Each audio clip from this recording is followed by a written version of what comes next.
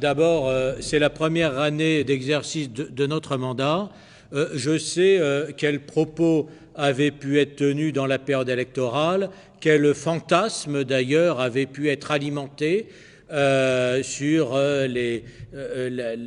cataclysme que serait une alternance politique en matière culturelle sur la ville. On a cherché à faire peur souvent, on a essayé de faire croire qu'après le jour arriverait la nuit. On a même d'ailleurs, c'est un peu cultivé là par une petite production de bande dessinée que j'ai pu remarquer, mais on est dans l'imaginaire pur. Donc, bien sûr, on est dans la continuité, dans le respect de la liberté. Ce sont nos principes fondateurs, nos valeurs cardinales, et ont toujours été les nôtres, même si parfois il nous a été instruit de procès contraires, et par votre propos d'ailleurs, vous soulignez que ces valeurs se traduisent bien par nos décisions. La culture à Metz repose d'ailleurs sur tout un tissu vivant qui est menacé par le contexte de cette crise sanitaire, et il nous faut absolument, c'est ceux auxquels ont veillé Patrick Thill, Timothée Bord, à le maintenir en vie,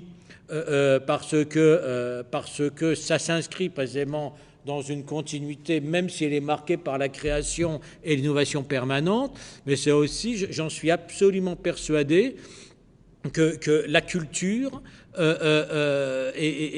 sera vraiment un des éléments du rebond de Metz, et pas seulement du rebond après la crise sanitaire, je veux dire même du rebond suite à des difficultés beaucoup plus structurelles. On était sur le dépérissement de notre propre centre-ville, même avant la crise sanitaire, et que Metz n'est plus ce qu'elle était il y a 20 ans, même lorsqu'on a des débats sur l'attractivité du centre-ville, la culture est un élément fort et sera de plus en plus un élément fort de l'attractivité de la ville, de notre centre-ville et de notre métropole, et elle est aussi, la culture, un facteur d'harmonie, un facteur de concorde entre les habitants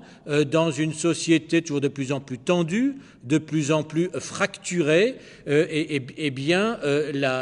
culture est cet élément de rapprochement et de concorde.